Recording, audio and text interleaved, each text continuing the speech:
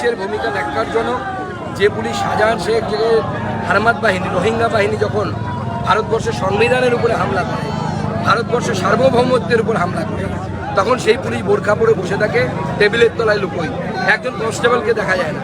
আজকে বিজেপির মিছিল আটকাতে দেখুন, সব বীর বিপ্লবীরা চলে এসছে, সব বীর বিপ্লবী চলে এসছে।